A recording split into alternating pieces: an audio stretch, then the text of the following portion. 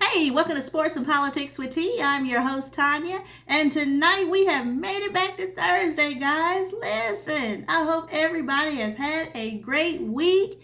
This week has been really messy with the weather, guys. We have had nothing but storms and rain and a lot of flooding in a lot of areas. My condolences and my heart goes out to the people in Texas and in North Carolina because there was a lot of flooding in those two particular states. Again, my heart and condolences go out to family and all the people that lost loved ones in those areas and other areas as well.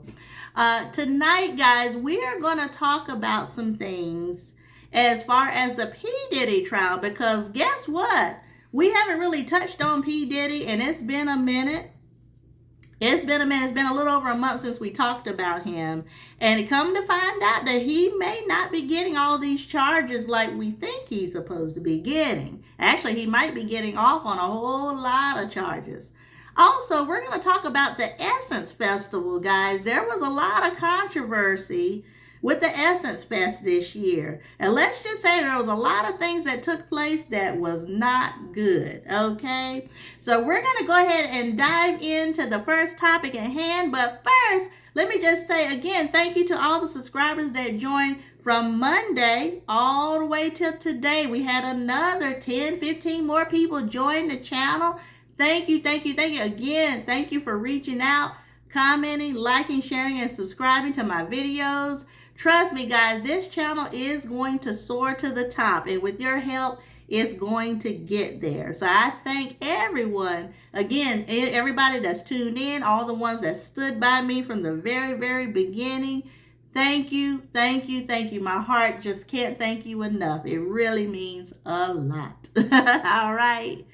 So, all right, guys, so we're going to go ahead and get started. We're going to listen in on the Breakfast Club. And they're going to talk about the charges as far as what they're finding about P. Diddy, what he could be convicted of, what he may not be convicted of, or will he be let go scot-free?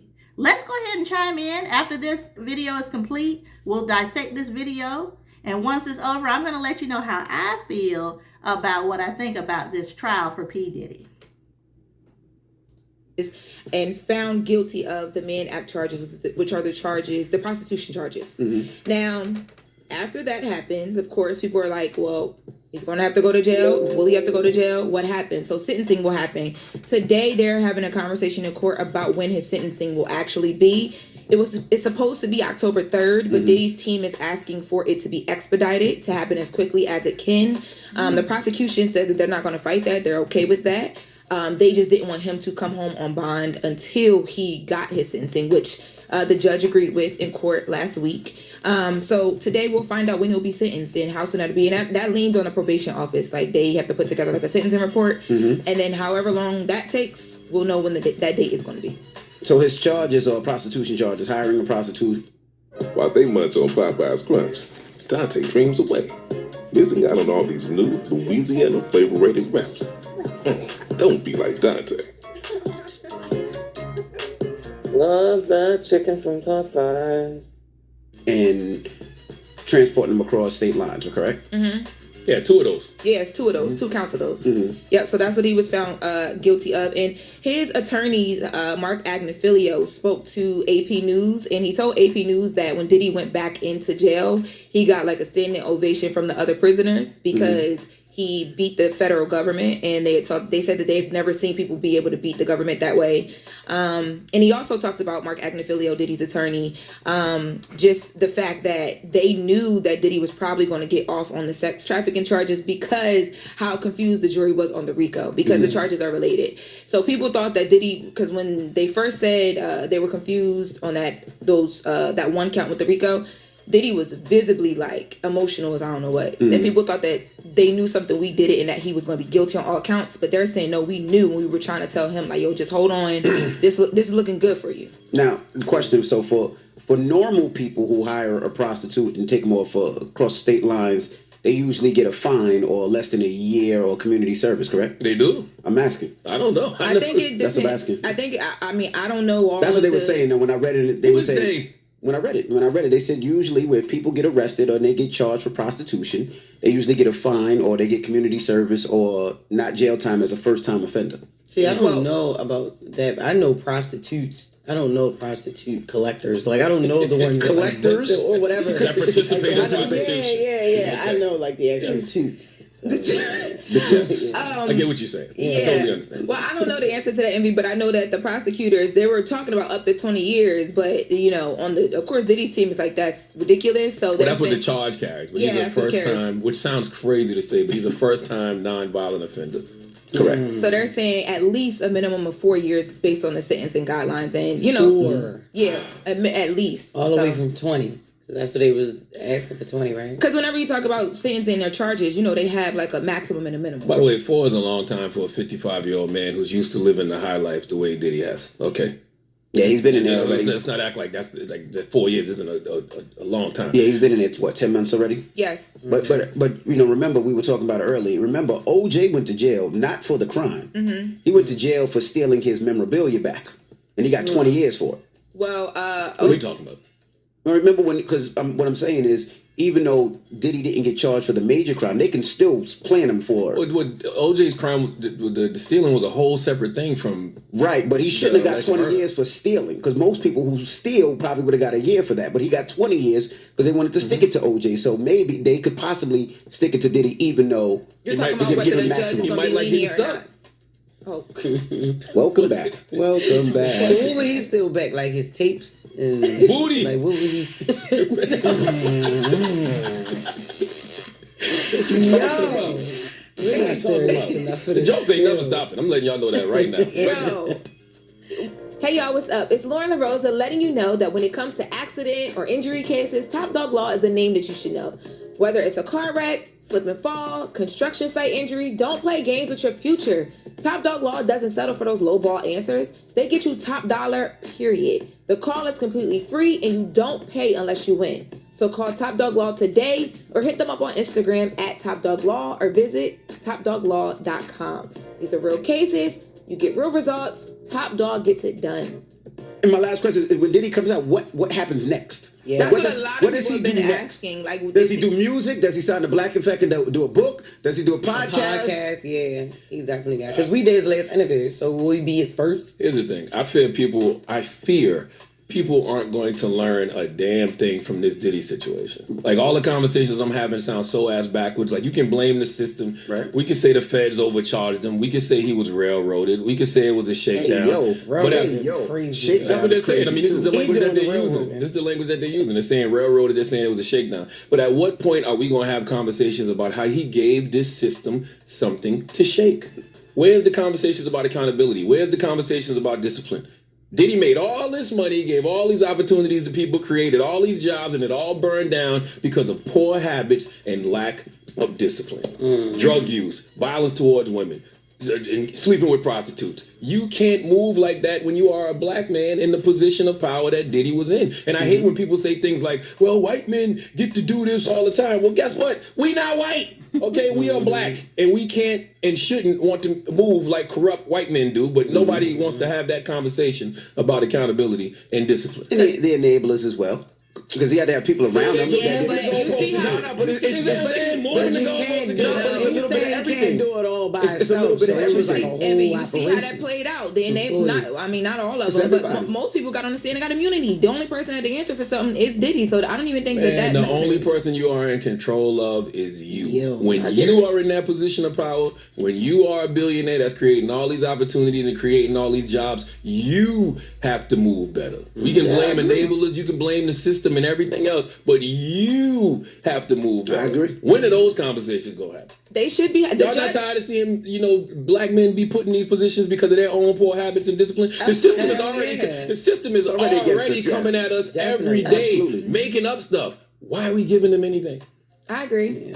Especially when you see his kids sitting in court and just have to, like, the fact that he could have been facing up to life. I used to think about that every day. Like, these kids are sitting here and that's their dad at the end of the day. That's right. But the judge tried to have that conversation, though. When the judge said... Their dad knew he had kids. Exactly. Their dad knew he had people that depend on him.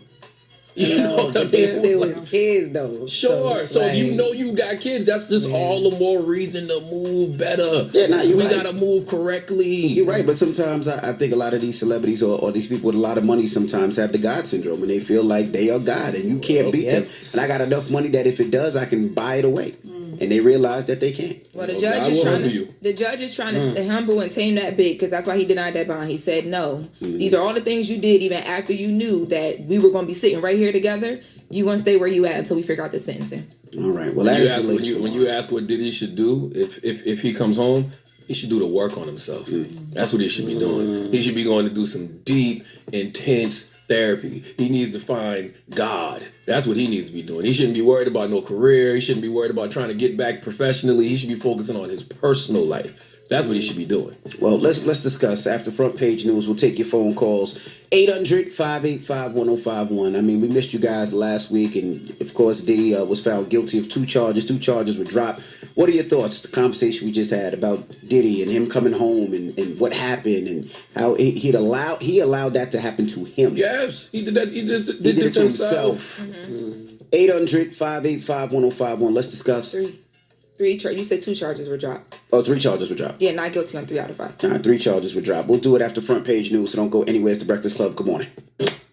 All right, so you hear from the Breakfast Club. He is found guilty of 2 charges out of 5. So 3 charges were dropped, guys.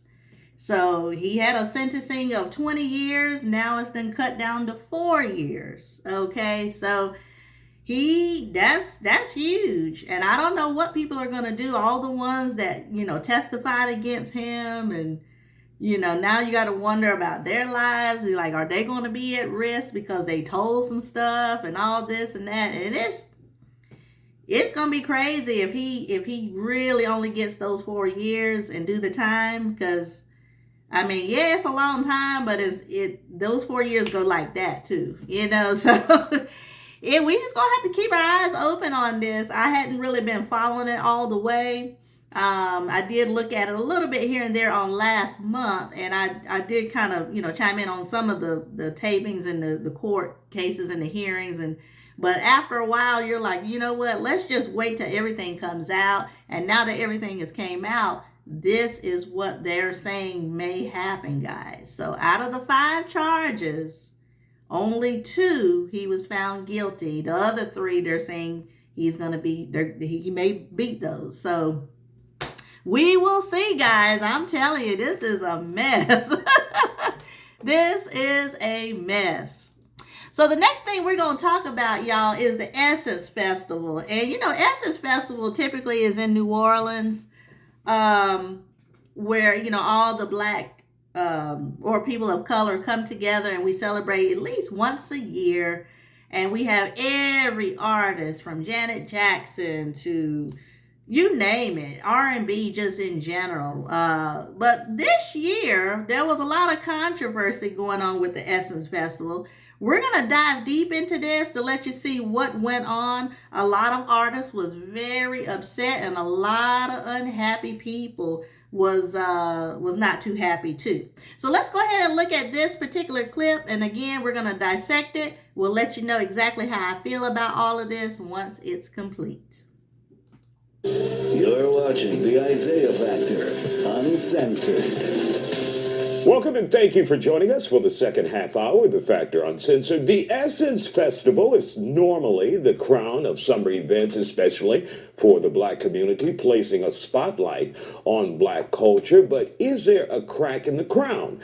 There's a list of complaints, including Target being a sponsor despite the company's rollback on DEI policies. Stop. People are also... Target is one of the sponsors at the Essence Festival? Wow, Target trying to be sneaky on this. They trying to get money every which way they can. See, I didn't know Target was one of the sponsors of the Essence Festival. Isn't that ironic? See, they can't get the money from the product. I had to stop that when he said that, y'all. Y'all know how I get when I get riled up. So now we found out Target is behind the scenes of the Essence Festival. They just won't stop, guys. they won't stop until they get that money back. So now they can't get people in the stores. So what do? Oh, we'll just get the money from the concerts and the vending and the concessions and all of that. We'll get some of that money back, because black people is going to have a good time. They're gonna go all out. They're gonna spend money galore. And guess what? That's definitely true. But they're gonna get a percentage since they're one of the sponsors. See, this is what I'm talking about right here already. So anyway, let's just keep going. Said about some of the musical acts. Lauryn Hill reportedly did not hit the stage until 2:30 in the morning, playing to a nearly 2:30 in the morning. Dang. What kind of festival is this? I mean, don't get me wrong, you party all night, but dang, what time was she supposed to? Anyway, I'm sorry. Let's go. empty Caesar Superdome. Some fans are asking if Essence Fest has lost the plot and tarnished its legacy. Joining us to talk about it, comedian and radio veteran Nate Todd Smith, CEO of Regal Media, radio personality KG Smooth, publicist Brigitte Waugh, and Sherry Hendrinos, owner of Boost Marketing, also into public relations and crisis intervention. So, KG, you just got off the plane. From New Orleans, from the Essence Fest. What was it like? Because when we see there the videos, some of the venues appear to be empty. The city just didn't look like it had. It didn't feel the same. It didn't feel the same. It didn't look the same, but it definitely didn't feel the same. And a lot of what the people were saying is because of the new leadership. I was there at the convention center Saturday, prime time, 3 a.m. Saturday afternoon. Normally that place is wall to wall. It was like a ghost town. I was shocked. I was really shocked. And so I don't know. Some folks are saying the acts. I thought that the lineup was pretty dope each night. Lauryn Hill being really late on Friday night, that wasn't her fault. That's part of the course. That's the norm. That's the norm. But it's not her fault this time. They actually started egregiously late, and Target being a sponsor, the title sponsor, they know folks ain't doing that. But again, Target, you messed this up. Do you see, black people? I love us. You know what I'm saying? I love us. I'm glad they said, you know what? Nope, we're not giving Target our money, even at the Essence Festival. That's right. Because see, oh God, you heard what this man just said. He said, we ain't doing that. You know black people ain't doing that. You know, when I'm pretty sure when people found out who was sponsoring behind this, they was like, Target? We're not fooling with them. No, we can't even sell our product, and now you want to get our money for the concerts? You really want our money? What they're saying is the I'm ownership. sorry. You know, that they are trying to do more with the African diaspora and with our Caribbean family and take away the Black American culture that started Essence Fest in the first place. That's what the main conversation on the ground was. And Nate, Caroline Wanga is the CEO, current CEO. Yes. What do you see as the problem here? And is there a problem in your mind? In my mind, it's not. I hate the diaspora wars and everything. And I've been, seeing all these things and people talking on TikTok and all the different sites. And I feel like they're using a lot of words just trying to say African booty scratcher on the cool, like just being very negative towards Africans and people that are Pan-African. And I don't like that. And really quick, for those who are wondering what we're talking about, many say it's more pro-Africa than it is Black American and the celebration of the Black American culture. I mean, the lineup is pretty much all Black American. And I mean, if Essence was up for sale, like a Black American could have purchased it as well. So I think sometimes when things aren't working out or you're being evolving or, just change. Essence started in 1970. The first Essence Fest was in 1995. It is 2025. It's going to look different. America's different. Everything is different. And I think think it's a little bit, a little intellectually lazy just to say, well, oh, it's an African that's leading, that owns it, and that's another one that's leading it. So they're trying to change everything. I saw the whole, Jollof versus jambalaya thing. When people always ask me growing up, oh, what is jollof rice like? I would always say it's kind of like jambalaya, because I think everybody eats beans and rice. We season it a little differently, but I think there's a lot of ways to be together than separate. I think that's just a lazy intellectual argument. I think that they could have named it something else, like the taste of the diaspora or something like that. But to make it like, they named it the Battle of Jollof, which was very big on the graphic, versus jambalaya in this small ass font. But was that one thing? Was that one thing out of 3 days? You know what I mean? Sure, At the Superdome, that was one thing. That was one thing. And there's so many different activations. There were so many different acts. This one thing means that, Africans are taking it over. I don't really, buy that. All right, Bridget, let's hear from you.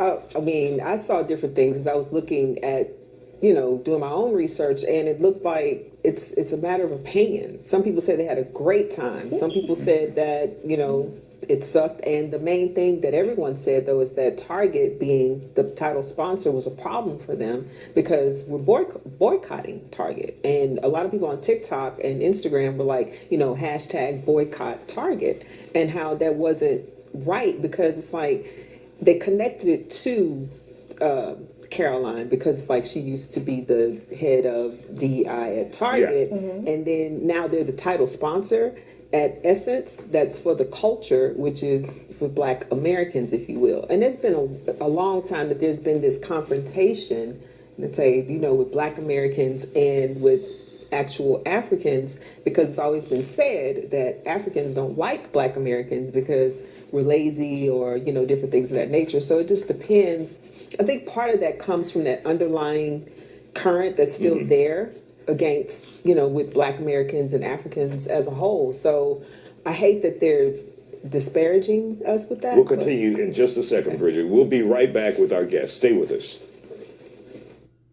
And welcome back to The Factor Uncensored. We're talking about the Essence Fest and the issue that some Black people have with Carnival Cruise Line. So let's continue back with Essence. Sherry, when you talk about a crisis situation in marketing and your image, what should the Essence Fest do in order to address those who may be unhappy with the way things turned out this year? Yeah, I think in any brand, you have to listen to your consumer. It doesn't matter what, brand you are. And from what I'm hearing and from everyone, KG was there, you have to listen to who you're catering to. That's important because the point of this festival is to celebrate Black culture and Black heritage, and it seems like it's veering away from that, from what everyone's saying. Personally, I didn't go this year. I had people on my team that went that did say it was way slower, was not as busy. But in any brand, you have to know your audience, and so you have to evolve with time. But still, if you're seeing your numbers go down, I think it was like 73% this year. Wow.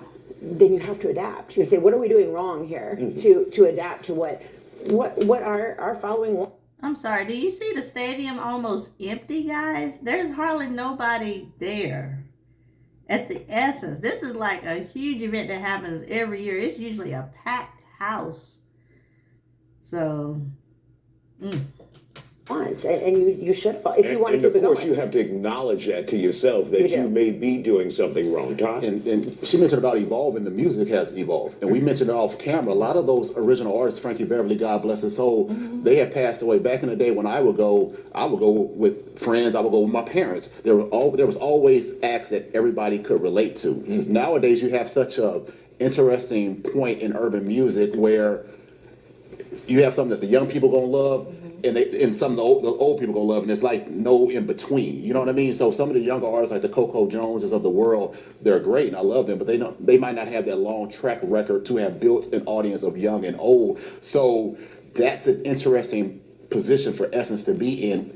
The princes of the world are gone. All these artists that everybody can work. Maxwell. We that's had true. Baby. But can the young people? We had Jill Scott. We had Jasmine Sullivan. We had Patti LaBelle. We had Siren. But also a lot of But do they get the okay, Summer Walker, but do they get a lot of those people, do they get the younger artists? Maxwell, I'm cool with Maxwell. But will a 20-year-old jam to Maxwell. I don't know. You know what I mean? Are So They gonna be like, who the hell is Maxwell? Yeah, no, there was some young people at A Maxwell. lot We were of there. these- a lot of these artists are very accessible online. A lot, Boyz II Men was there again. Boyz II Men just came to Houston too. So it's like the accessibility is there, and so we don't have to wait to Essence. We can see them online. We can follow them. We can join their fan club, That is join their one reaction I Patreon. did, There's so many ways to reach out to artists now. We're not waiting for the Essence Festival the way we used to.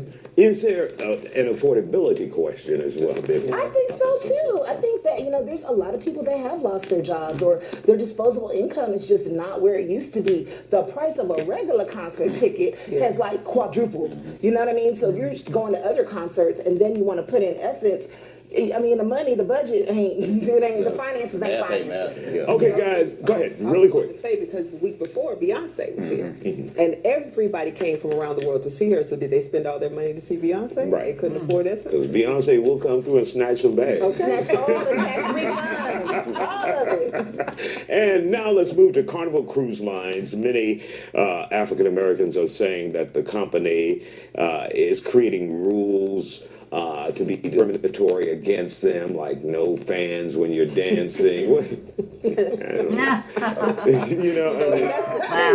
if that's the case about the fan, then that is racist. If they say that, because it's regulated to a certain song. Yeah. However, if you can't say if one culture brings in the cucarachas or you understand what I'm saying, you can't say that. You can just say don't bring in certain items or something like that. But I think the curfews and things of that nature, I think that's fine because it's a safety thing. Yeah. That I think. And they had most of the rules I was reading before. Yeah. And I was asking KG, I'm like, did someone get hit in the eye with the fan? Yeah. Like, why did you change this? And I was like, gunshots. There's always a couple that are just like a little disrespectful with the fans, where it's like, everybody having a good time, and somebody got to get their big fan, and they just doing too much. And it's that one person, those three people, your cousins, Isaiah, they ain't gonna baby oil. They take it too far, and now we can't bring fans in. But I think that these new rules, I think black people are fine with these rules. I think those rules are for the N-words. But check it out. The complaints that I've heard from Carnival Cruise have come from black people. You know what I mean? A lot of the complaints people have said has gotten too ghetto. So a lot of this might be a response. Because I'm paying my money, I'm here to relax. Yeah, I'm here to party a little bit, but I'm also here to relax and party. And maybe I don't want to hear flat. Growing up, cruises were very boring, so I thought they started to get more fun. I was like, oh wow, when I was younger and my mom took us on a cruise, it was very boring. And I thought it was a fun thing now. Yeah, I was like, oh, we could do that. Like now they actually have these. Or, exactly. Soul Cruise.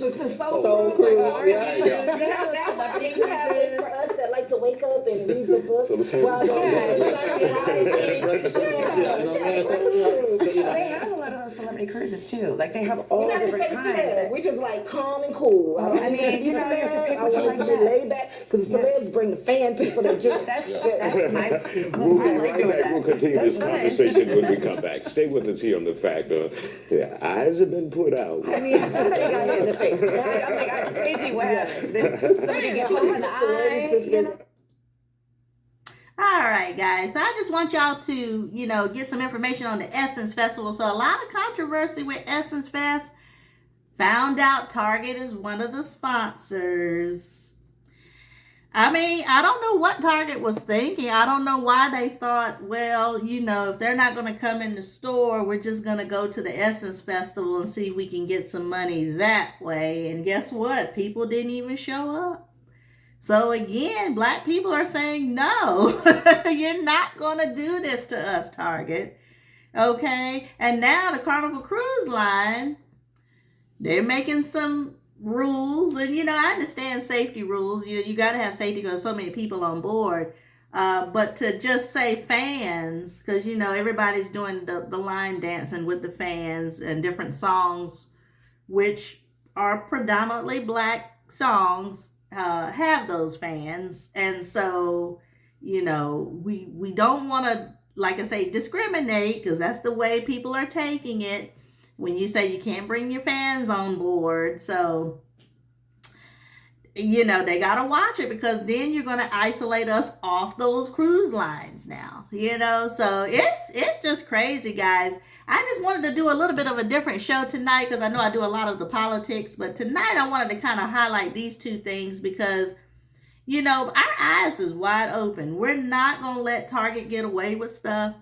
We're not going to let any store get away with it. But now that we see how they're trying to operate, now we have to act accordingly. And kudos to the black people who did not go. They were like, we're not going, and you're not going to get our money this way either. So, you know, that's awesome. Kudos to all the black people who didn't show up for Essence. Good. So anyway, guys, I'm going to go ahead and wrap it up for tonight. I will be back on Monday at 8 p.m. We are going to get back into the political arena and talk about some things as far as budget cuts with Medicaid, because we heard that Medicaid is going to definitely be affected. He also passed some laws as far as the student loans as well. So a lot of people's student loan bills are going to start increasing back up again. So this is just crazy, guys. But we're going to tackle that on Monday at 8 p.m. But anyway, guys, I hope y'all enjoyed the content for tonight. And if you did, please hit like, share, and subscribe. And also, if you can, please hit the notification bell. That way you won't miss any episodes every time I come on to YouTube. All right, I'm going to keep bringing that information over and over week by week. And also, guys, if there's some things that you want to talk about or there's some things that you just want me to bring up or discuss, hey, hit me up in the comment section. I'd be glad to look at some things and talk about some topics, even if it's not even related to politics or sports. Definitely hit me up in the comments. And let's see if we can do that as well, because I'd love to get some feedback from my audience members and just chime in and talk about some new things, okay? All right. But anyway, I will be back again Monday at 8 p.m. I hope everybody enjoyed the rest of your week. And I will talk to you guys again on Monday. Everybody have a great night, and I'll see you at 8 p.m. on Monday. Take care. Bye-bye.